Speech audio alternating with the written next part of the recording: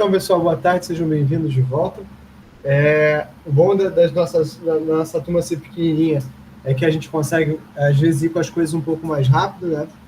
Então, eu vou mostrar mais alguns conceitos interessantes dessa parte de programação segura, coisas que vocês deveriam se preocupar conforme vocês vão desenvolvendo, né? E hoje eu queria falar sobre uma coisa que a gente fala pouco, mas que está ficando em voga, que são as race conditions, ou condições de corrida. O que são race conditions, né? E por que isso está ficando em voga? Então a gente vai ver o que é, dar um overview sobre o que é isso, né? Falar sobre os tipos de condições de corrida, das corridas de dados e como prevenir essas corridas, né? Então, olha só, vamos pegar duas instruções que estão acontecendo ao mesmo tempo. Eu vou criar um arquivo, vou acessar um arquivo temp user file, né, tentando ler desse arquivo. Se eu não existir esse arquivo, eu vou matar esse acesso, né? E se eu conseguir ler, eu vou abrir o arquivo. Então, imagina o seguinte, o atacante cria esse arquivo temporário, o programa vai acessar esse temp user file no momento da checagem, o atacante vai mudar o link desse user file para um symlink, né, do tipo o etc/shadow, que é o arquivo que faz onde estão armazenadas as senhas. O programa abre, no momento do uso, esse TCP user file, e aí o programa vai usar, né, esse shadow, porque esse é o hiperlink. Então, na verdade, mudar durante o tempo de execução onde esse arquivo está. Isso, tipo assim, parece bobagem dentro de uma mesma máquina, mas dentro da rede, onde você tem redes de microserviços com recursos distribuídos, onde você pode fazer um microserviço de man in the middle, tipo esse cara aqui, esse time of check, nessa diferença entre o time of check e time of use. Pensa no caso do TCP, onde você tem um procedimento de handshake e um procedimento de envio de mensagem. Isso é particularmente importante no caso do TCP, por quê? Porque quando eu falo em TCP, eu falo em camada de transporte. Quando eu falo em camada de transporte, eu falo em atraso fim a fim. Né? Eu estou falando de comunicação fim a fim. Então, eu não sei quem está no meio do caminho. Eu só sei que eu estabeleci a conexão com alguém, essa conexão está estabelecida e alguém está mandando mensagem como se fosse esse elemento. Né? Então, como eu fiz a minha sinalização com determinado elemento, esse cara acertou, alguém deu drop nesse cara entre o envio do primeiro pacote e do segundo, e aí o cara pegou a minha comunicação no meio de caminho. Então, essas são considerações que dentro de uma máquina você diz, cara, isso aqui é impraticável. Talvez dentro de uma máquina. Mas fora de uma máquina, né, dentro da rede, isso faz muito mais sentido. Né? Até aí, dúvidas, traumas ou desilusões? Não? Por enquanto, não. Perfeito. Então, como é que isso pode ser explorado? Os sistemas operacionais, eles são multiprocesso, né? Mesmo os sistemas operacionais para tablet, né? Eles são multiprocesso, sistemas operacionais para celular. Os processos, eles são escalonados pelo SO, lembrando que a gente está acostumado a lidar com isso, né, de formas diferentes, mas a gente está acostumado a fazer isso em linguagem de altíssimo nível, mas sistemas operacionais gerais são escritos em C. Né? Talvez um cara que esteja surgindo hoje e seja um bom representante de linguagem de programação para sistemas operacionais, está começando é o Rust. Né? O Rust está vindo com muita força. Né? Então, essa trinca, Julia, Go e Rust, está vindo com muita força. Né? O Julia, né, vindo para trabalhar de uma forma parecida com o MATLAB. Eu achei que o Julia fosse ser o grande sucessor do Python para Data Science, mas eu já estou começando a achar que o Julia vai ficar mais com essa questão da engenharia mesmo, em relação à galera do MATLAB. O Go trabalhando com concorrência, né, justamente ligado a esse universo de microserviços e web, né? E o Rust chegando para fazer caindo no papel que era o C, mas com um pouquinho de machine learning, né? Por que um pouquinho de machine learning? Porque quando você trabalha com aprendizado de máquina a Vera, depois que você já prototipou em Python o teu modelo, a tua ideia, o que você faz? Você vai para o Rust, né? Justamente, né? Vai para o C para você ganhar desempenho. Se você conseguir uma linguagem que é performática, né? Como C, ou próximo do C, e uma linguagem e uma sintaxe fácil de utilizar, parecida ou próxima do Python, você tem vantagem, e por isso que tem surgido bastante coisa com o Rust. Eu, particularmente, ainda não mexi com o Rust, né? Mas eu tenho muita curiosidade. Então, se alguém me perguntar hoje, essa é a trinca de linguagens daqui a 5 anos, né? Que vai estar bombando. Hoje o Go já é uma realidade, o Rust está começando a ser, o Julia está começando a ser, mas eu acho que daqui a 5 anos eles são coisas que estão bombando muito. Então a gente deveria saber o quanto antes, né? Eu sou um fã do Python, eu não escondo isso de ninguém, acho uma linguagem maravilhosa, é uma aposta que eu fiz há uns anos atrás e deu super certo. E eu acho que, tipo assim, todo mundo devia dar uma olhada em Python hoje, né?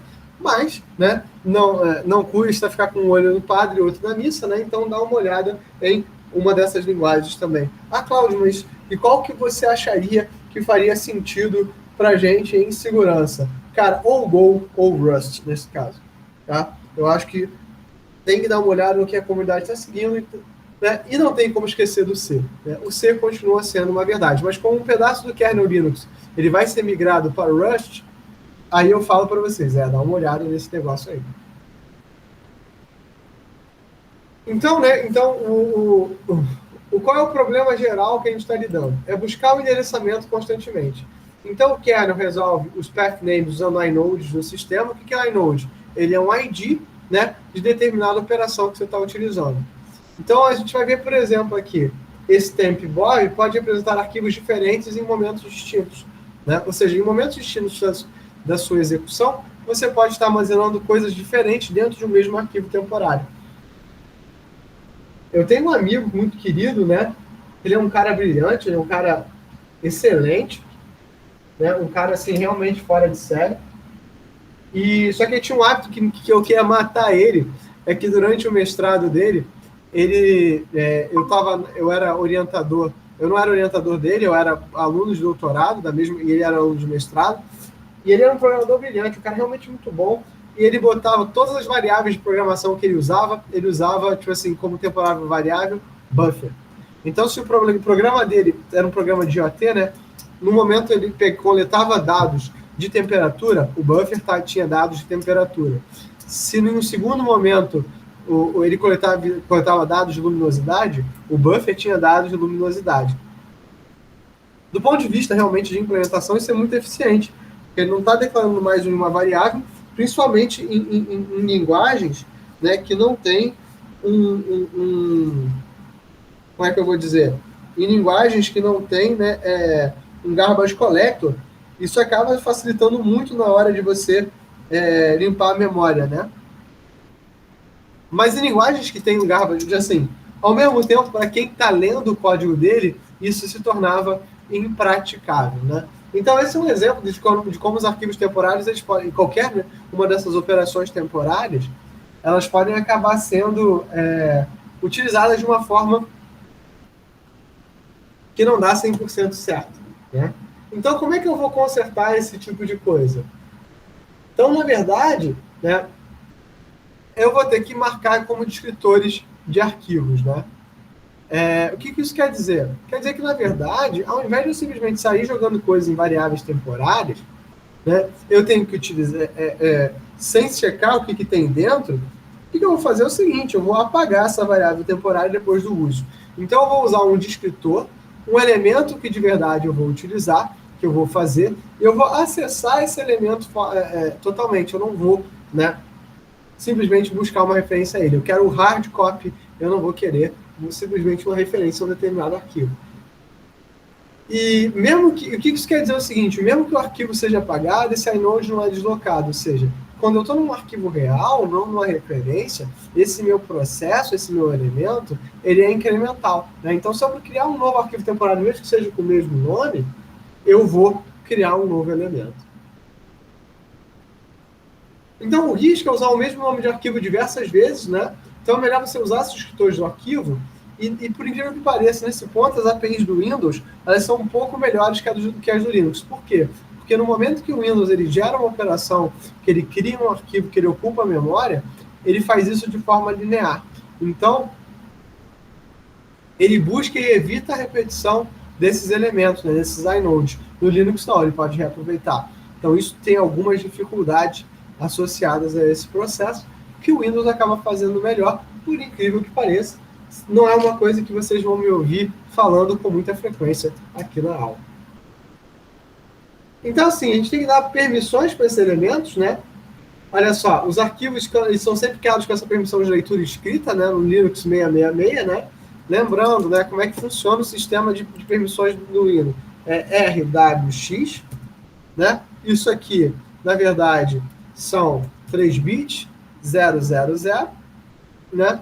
Então, podendo ir de 000 a 111, transferindo para binário, isso na verdade vai de 0 a 7, e são 3 permissões, né?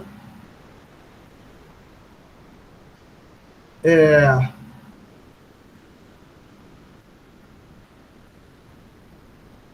o owner, group e others.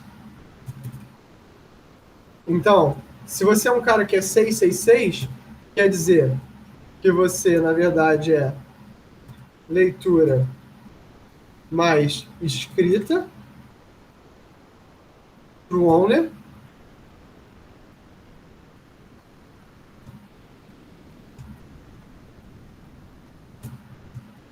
leitura mais escrita para o group e leitura mais escrita para os outros, né? É uma permissão bastante permissiva, vamos botar dessa forma.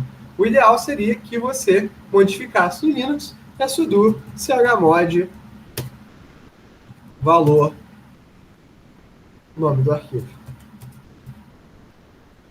Não tem mistério aqui associado, né? Colocando aqui no chat as instruções para vocês. Tá? Então, né, se eu já crio esse arquivo com essas condições por padrão, eu me gero um problema. Porque se eu gero um arquivo temporário que ele é um hiperlink para um outro arquivo, e eu estou dando permissões de leitura escrita para todo mundo, isso é um problema. Então, nota como que isso é fundamentalmente problemático, né? E aqui que eu estou mostrando para vocês é código C do jeito mais simples do universo, né? Criei um file pointer, criei um inteiro fd. Se eu não conseguir abrir, né, eu mato esse processo, né? Fd vai receber o file number de fp. Se a permissão de fd, né, for 600, for só 0600, né, eu vou vou matar o processo. Então, esses arquivos, isso é algo muito problemático, né, de você poder simplesmente acessar esse elemento de outra forma. Então, eu posso brincar com a tentativa, né, de abrir um arquivo temporário, né, dada a permissão desse meu arquivo. Só um instantinho.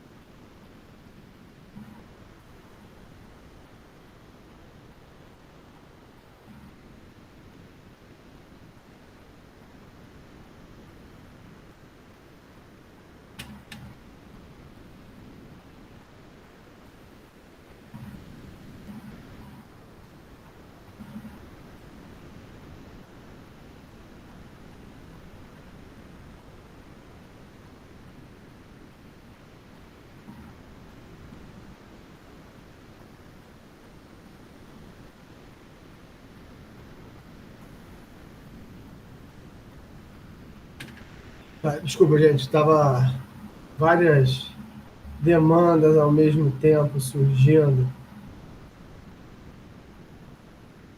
as pessoas em desespero total e profundo.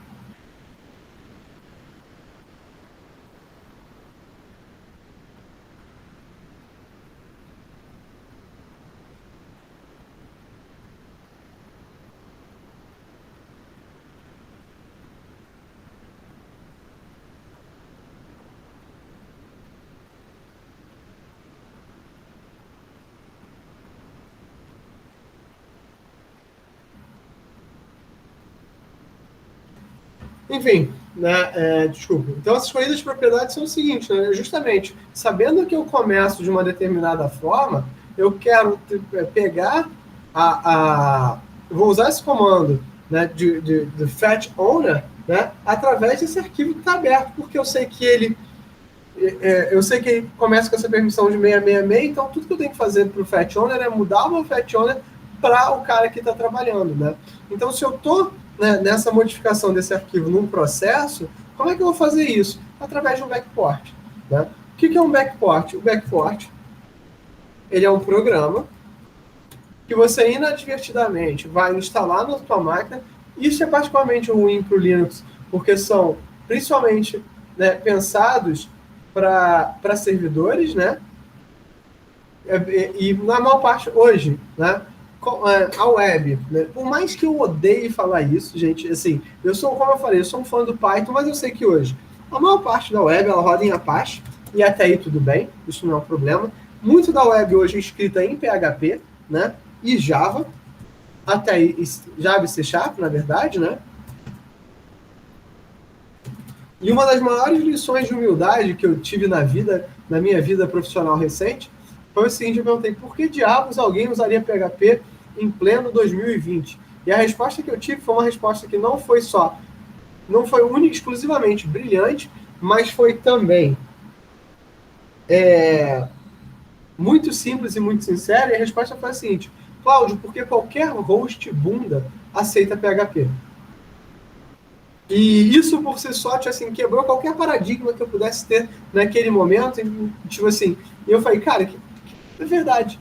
Né? E PHP é uma linguagem open source, então, assim, menos ódio para o PHP, por favor. Né? E o criador do PHP, ele é fã de Guaraná, ele tendo tornado o Guaraná Antártica o refrigerante oficial da linguagem. Sabe-se lá Deus o que isso quer dizer, mas é um detalhe interessante, é uma curiosidade. Né? É legal vocês manterem. Mas, né, mostra que uma vez que você pode fazer aqueles processos, e aí ó, olha como é que fica a arquitetura do ataque. A gente falou sobre buffer overflow, a gente falou sobre, né, SQL injection, né, a gente falou sobre code injection, a gente falou sobre file injection. Então, imagina que você fez um file injection, inseriu um backport, ou seja, um programa que vai manipular qualquer elemento desse, manipulou um temp file tipo temp bob, que você saiba que existe aí. Nesse temp bob, você insere um código, você dá um on onde você muda para 777 a tua permissão. Esse, né, file mudado para a permissão de 777, você executa um buffer overflow.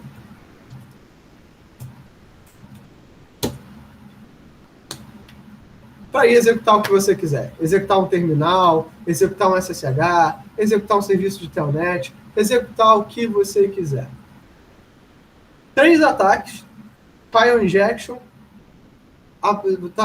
uma vulnerabilidade que é condição de corrida, e executar um buffer overflow. 3 modalidades de trabalho mais velhas do que andar para frente. E você tem acesso a um servidor. E se vocês querem ter noção do problema que isso é, deixa eu sair daqui rapidamente. Aqui. CVE como vulnerability database.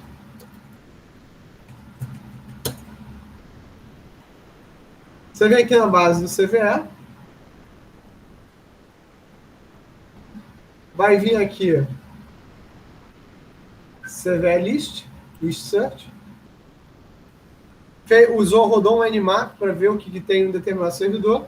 Aí, por exemplo, descobriu que tem a pasta, vem aqui no Apache, vê qual é a versão dele,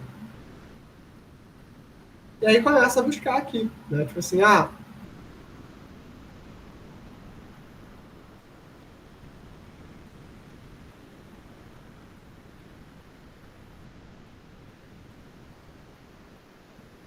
um exploit qualquer. O Ou seja, Metasploit tem uma integração com esses databases, né?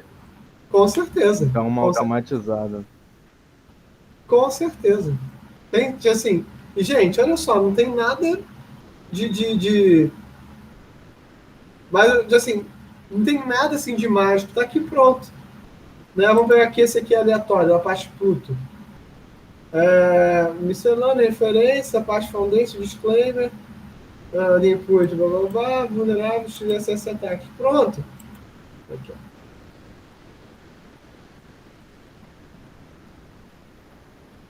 Então, cara, assim, não tem mistério associado a esse processo, entendeu? Isso é fácil de você, né, implementar. Então, a ideia é que você tenha muito cuidado no uso de arquivos temporários.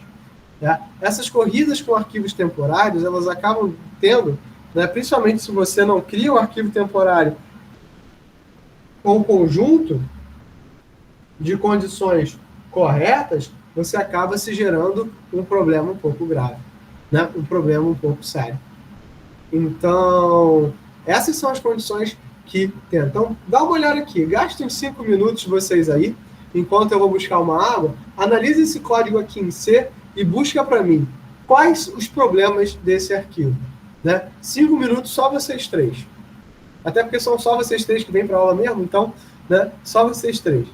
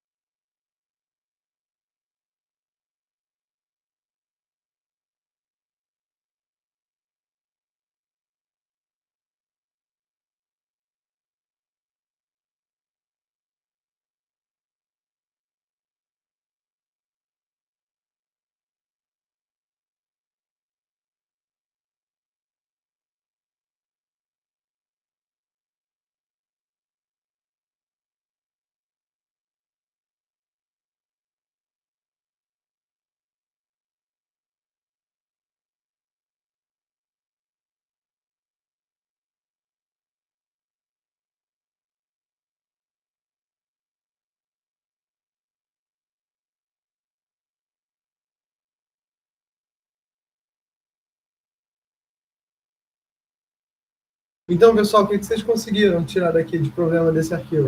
Nesse str CPY vai ter um problema de buffer overflow, né? Porque ele não olha os boundaries e acredito que ali no Open a gente também vai ter problema de race condition, né? Que a gente acabou de ver.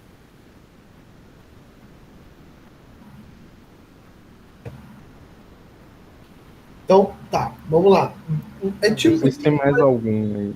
Esse make É temp, tipo se ele isso. pudesse ser uma variável também, né? Se pudesse Ó, atribuir esse make temp, ele não tá estático, né? Se a gente colocasse uma variável que nem você colocou ali embaixo, fd igual a mks temp, e atribuísse isso para uma exatamente. variável, ele ficaria estático e não teria problema de corrida. Então, assim, fazer esse xxx aqui em relação ao tempo, entendeu? Aqui o make temp vai substituir esse elemento aqui por dados aleatórios, né? Então, por mais que isso aqui seja único, isso aqui é predizível, então, na verdade, esse valor estático aqui, você está sempre buscando esses valores estáticos, que vai fazer com que você não caia nessas race conditions. Pensa o seguinte, né? Qual é a desvantagem do DP em relação ao TCP? O UDP ele está mandando sem nenhum concern sobre as coisas. Então, assim, o que acontece na rede, assim, o que a gente normalmente acaba desassociando o que acontece em redes de computadores do que acontece dentro da máquina, como se fossem mundos separados. Mas se a gente tem que pensar que a rede, na verdade, ela tenta emular o funcionamento de uma grande máquina distribuída. A internet é um grande sistema distribuído. Quando a gente pensa em sistemas distribuídos, né, tem três tipos de sistemas distribuídos: sistemas distribuídos de informação, sistemas distribuídos de desempenho e sistemas distribuídos pervasivos. Os sistemas distribuídos, como a internet, são chamados sistemas distribuídos de informação. Ou seja, eles tentam emular esse comportamento da web, né, de forma simular o comportamento de uma máquina de forma que adquira alguns princípios. Então, isso que está acontecendo aqui nada mais é do que o mesmo comportamento que eu tenho quando eu uso DP. Eu estou mandando esse negócio para frente e eu não quero nem saber se funciona ou não. Eu estou torcendo pelo melhor. Isso não é bom bastante. E por que a gente aprendeu a programar assim? Se isso não é bom bastante? Porque a gente aprendeu a programar da mesma forma que a gente aprende a programar desde os anos 80. Para uma máquina monoprocessada, para uma máquina monotarefa, para uma máquina que, né, não está rodando um montão de coisa ao mesmo tempo. Né? Então, isso mostra, né, e aí quando você estuda programação segura, isso passa a ser um problema, isso mostra o quanto a gente ainda precisa evoluir. Né? O quanto a gente ainda precisa, né, tá fazendo o quanto a gente ainda precisa pensar, né, nesse sistema distribuído, né, que as coisas não são iguais. Por isso que eu bato tanto na tecla dos microserviços. Não é porque eu acho o microserviço a melhor coisa mais maravilhosa do mundo. É porque, na verdade, microserviços obriga a gente a pensar nessas coisas antes de programar. Então, programar orientado a microserviços, né, acaba sendo uma vantagem do ponto de vista de segurança. Então, pega aqui uma classe em Java, né? Peguei aqui um public class bank account, criei um atributo balance do tipo int, criei um método bank account, que eu vou pegar esse método initial balance, né? Se o initial balance for maior do que zero, ou menor do que zero, eu vou jogar uma exceção, né? O initial balance não pode ser, tem que ser maior do que maior ou igual a zero, e o balance recebe um initial balance, ou seja, estou fazendo, se tem um novo valor, eu vou substituir esse candango aqui. E eu vou criar um outro método, que é o adjust balance, e o que ele faz? Ele, na verdade, ele pega esse valor do balance e faz o ajuste. E qual o problema desses dois códigos aqui? 5 minutinhos para vocês pensarem.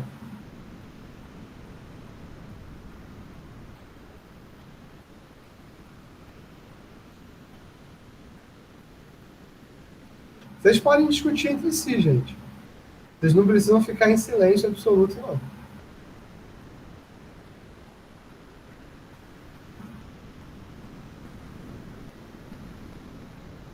nesse aí que está na imagem, claramente processamento paralelo, né? Se duas pessoas quiserem ajustar o balanço ao mesmo tempo, dois processos diferentes. Perfeito. Perfeito. Essa é uma das coisas, sim.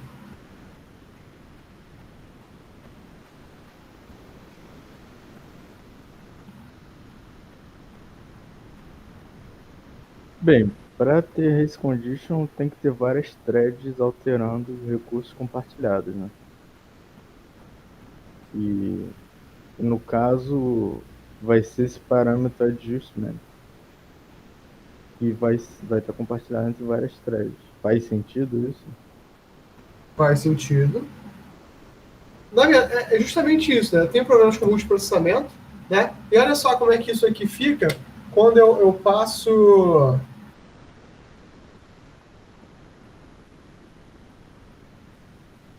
isso para o assembly.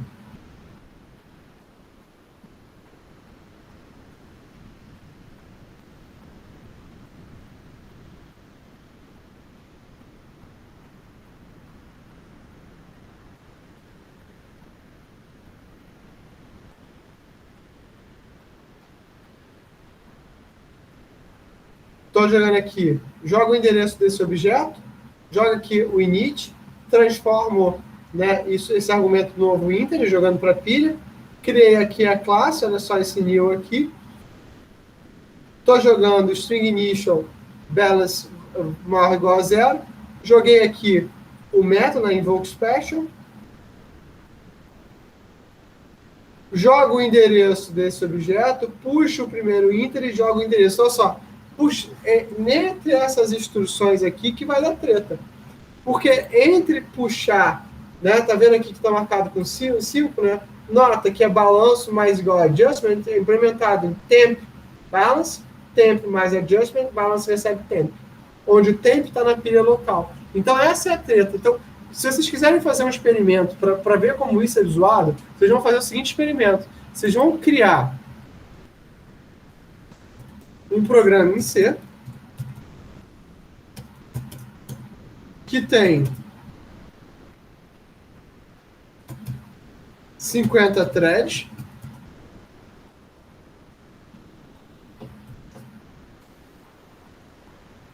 Cada uma dessas threads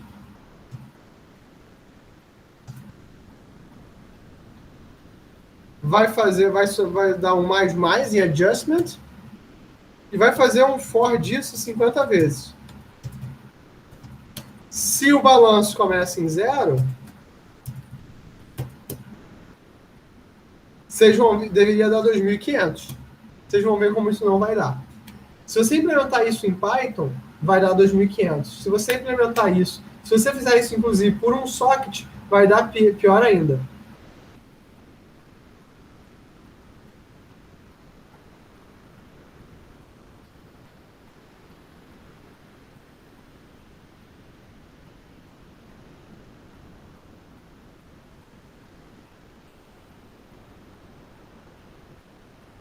Vai dar pior ainda.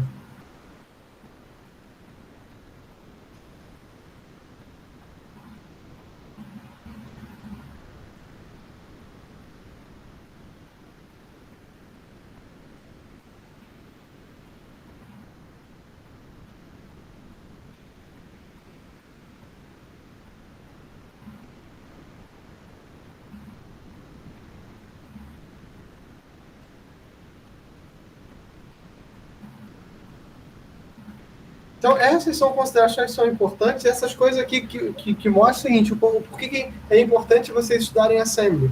É porque, no final das contas, tudo vai para a linguagem de montagem, né? E eu fico brincando, eu brinco às vezes o seguinte, né? O quão assustador é você pegar uma linguagem orientada a objeto e você ver como ela fica em Assembly.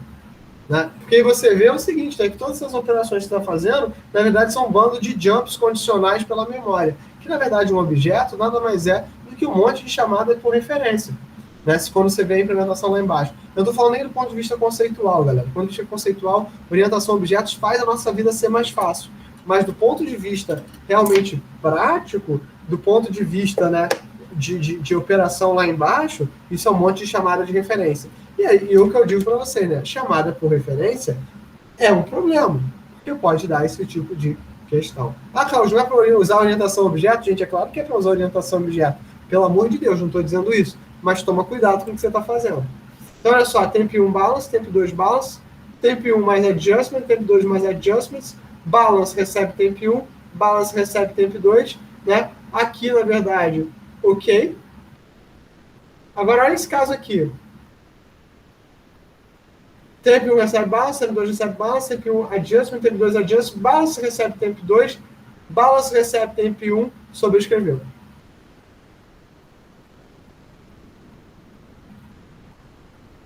E é isso que acontece.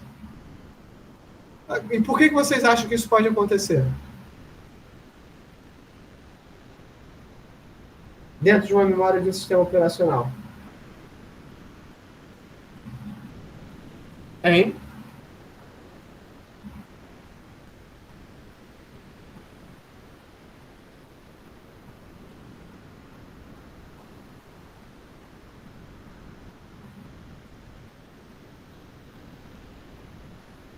Você diz do balance está sendo atribuído a 2 tempos diferentes?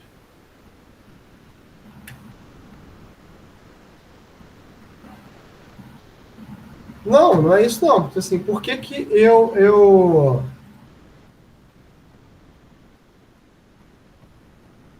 A questão que eu quero dizer para vocês é assim, por que que, por exemplo, se o thread 1 começou, thread 1, temp 1, thread 2, thread 1, thread 2, temp 1, temp 2, temp 1, temp 2.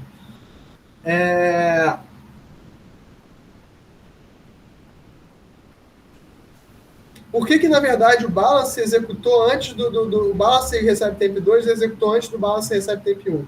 O que que acontece? O que que leva essa instrução a acontecer dessa forma? Isso são questões internas, né, do sistema operacional. Quando você roda várias threads ao mesmo tempo, dificilmente você vai saber qual vai terminar primeiro.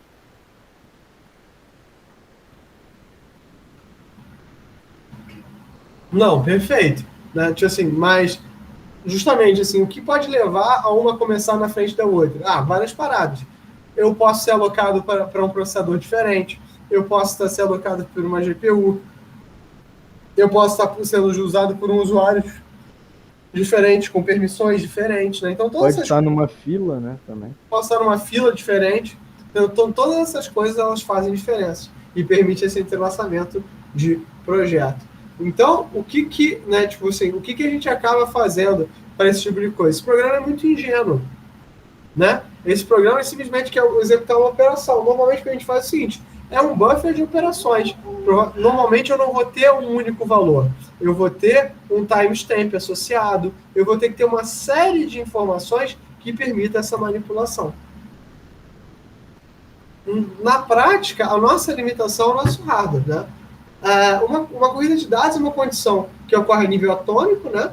Ou seja, só faz sentido se eu falar nisso, desse nível atômico, onde eu não tenho mais uma mudança, e pode acontecer quando tente acessar um ou mais threads simultaneamente, e pelo menos um acesso vai ser descrito. Né? Ou seja, se o acesso é só de leitura, tanto faz. Mas o acesso de escrita é que é a grande questão. E é por isso que lidar com as permissões dos arquivos é tão importante. Normalmente, galera, esses bugs de condições de corrida, eles são acidentais. Eles não são propositais. Principalmente no começo. É por isso que os compiladores das linguagens recentes não têm tanto problema. Porque eles fazem isso. Mas como é que eles fazem isso? Eles sacrificam o desempenho. Vocês vão ver, né, quando a gente trabalhar com os counter-free no solutions, né, com as contramedidas, né, que na verdade a gente está sacrificando desempenho. A forma mais fácil de você resolver uma condição de corrida é dar para todo mundo um atraso. Mas, Claudio, isso é jogar desempenho no lixo. Mas às vezes jogar desempenho no lixo é melhor do que consertar a bosta que dá. Entendeu? Então, isso é um problema, né? A condição de corrida te leva ao não determinismo, né? Um comportamento errado pode ser simplesmente um comportamento errado, não necessariamente ele é malicioso. Eu tenho um grande amigo meu, um rapaz brilhante, que está terminando o doutorado dele lá em Portugal, que ele dizia para mim uma lição de vida que é burrice antes de malícia. Né? Então, assim, na verdade, rola muita burrice antes de rolar, né?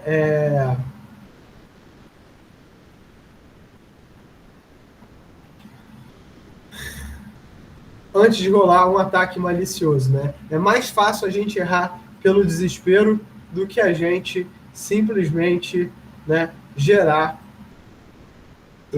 essa problemática que a gente tem, né? Então, essas são condições que eu acho que a gente tem que prestar um pouco de atenção, porque são as condições onde a gente realmente está, a gente acaba problematizando as coisas, né? Tipo, né? Nem sempre tudo o usuário tentando acabar com, tipo assim, um usuário malicioso tentando acabar com as coisas. Às vezes a gente só programa mal mesmo. Então, assim, ocasionalmente seguro e intencional, né? Dois processos tentam escrever os mesmos valores. Tem alguns algoritmos que eles são lock-free, né? Mas dá trabalho, né? O problema é que o atacante pode influenciar o escalonamento, né, justamente para zoar com esse negócio. Pensa no caso de um banco, né? Eu falo isso, que o problema do banco é sempre um problema muito sério. Imagina que duas pessoas estão tentando acessar o teu banco, né? E duas pessoas estão tentando fazer um depósito. E aí o cara sobrescreve teu depósito maior com um depósito de R$1, por exemplo. E aí você fica com, em vez de ganhar o teu salário, você ganha R$1. Isso é um problema. Ou executar tantas vezes para causar erros de cálculo e posicionamento, ou seja, eu forçar que a tua pilha fique zoada e causando estranheza no teu resultado, né? Esse problema aqui das threads é um problema muito, muito, muito importante. Aqui, eu posso jogar instruções dentro desse meio de caminho. Como é que eu vou prevenir isso? Garantindo a atomicidade das operações. Usando locks, usando ferramentas para detectar corrida. O que é garantir a atomicidade das informações? Você garantir que essas informações elas são temporalmente tratadas. Como é que, por exemplo, no TCP a gente garante a atomicidade das informações? Hein?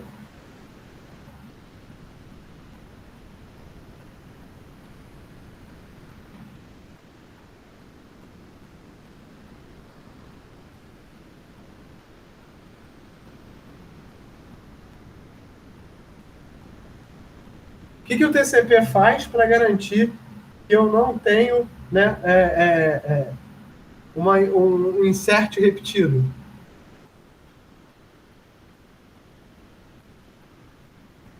Mas isso é responsabilidade do TCP? Não. Eu estou dizendo que é um mecanismo similar para prevenir a condição de corrida. O que a gente usa? Bem, eu sei que o TCP, ele faz aquele aperto de mão, né, de 3 vias, mas eu O não sei handshake se... é para começar a comunicação.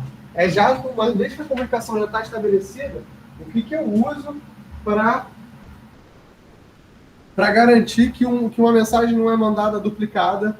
O que eu uso para garantir que uma mensagem que chegou fora de ordem vai ser tocada dentro da ordem?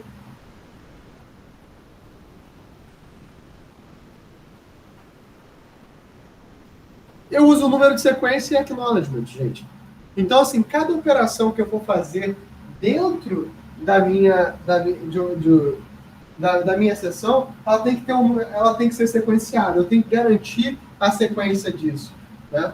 Eu tenho que garantir um determinado conjunto de operações. Eu tenho que confirmar essas operações. Eu só vou, né, confirmar, só vou executar uma operação depois que eu tiver um processo de confirmação. Simples, o que o lock faz é isso. Então, assim, eu tenho que testar e buscar esses valores, eu tenho que garantir que realmente essa operação ela precisa ser executada. As APIs vão ter que buscar o que a gente chama de processos de exclusão mútua e ter mecanismos que permitam o rollback. Imagina se um banco faz uma cagada dessa. Olha o problema associado. Qual é o maior ativo de um banco?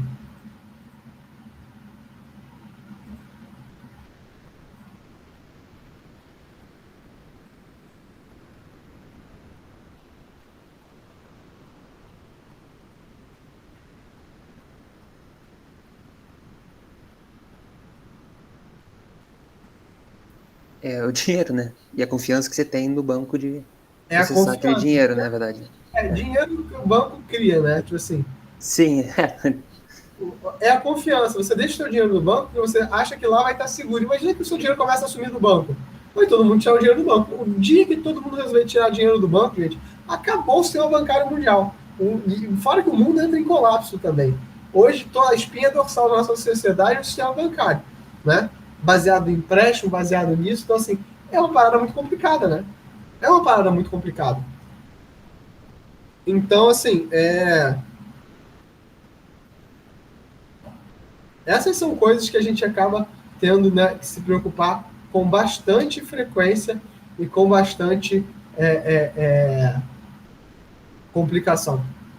Né? Tipo assim, tem que ter mecanismos de eu voltar essas operações, tem que guardar históricos dessas operações, para eu saber onde é que as coisas deram errado. Né? Então, olha só, existem alguns decorators, como guarded by, né, que dá um lock nesses elementos. Né? Então, eu posso pegar ou synchronized, né, que eu digo que fazer esse adjustment ele tem que estar sincronizado, eu tenho que guardar o tempo, né, dessa operação. Né? E aí, o que vai me ajudar a detectar essas condições de corrida? Ferramentas de análise de código. Instalar o SonarQube, né, testar o SonarQube para fazer as ferramentas de análise dinâmica desse comportamento. Né, análise estática vai ser a detecção de potenciais locks. Né? Então, olha só, um próprio debugger bem feito, ele já busca esse tipo de problema. Né? Então, uma ferramenta que eu acho que a gente, quanto desenvolvedor, na universidade e na maior parte dos cursos que eu já assisti, a gente negligencia de forma estúpida, são as ferramentas de debug. A gente negligencia esses caras e os insights que eles dão para a gente. Porque pode ser que a gente ignore do ponto de vista da semântica do nosso código.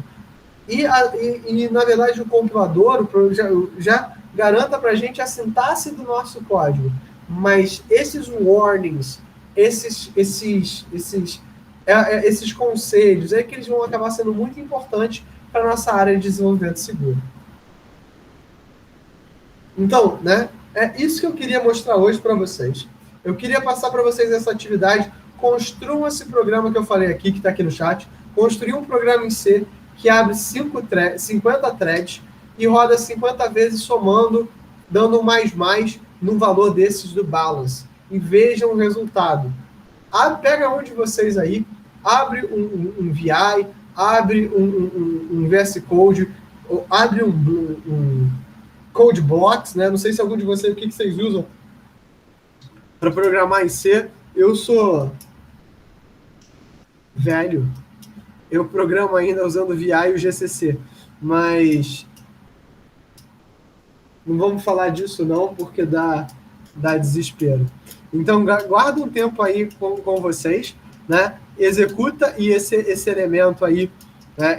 Esse exercício aí, e vamos ver o resultado, para a gente ver esse problema acontecendo. Ou vamos ver se os sistemas operacionais já estão mais ligados nisso. Eu gosto de fazer essas coisas em C, porque C é uma linguagem maravilhosa. Ao mesmo tempo, C é extremamente poderoso, C traz para a gente, ele é extremamente poderoso e deixa a gente fazer cagada. Vamos ver se o sistema operacional resolve isso. Então, lá, pessoal, quem de vocês quer compartilhar a tela?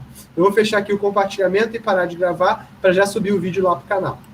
Vocês estão vendo que agora eu estou subindo os vídeos para o canal com muita frequência, hein? Sim, no começo a gente ficava sem material. Não, agora eu tô fazendo já tentando fazer já durante a aula, para já dar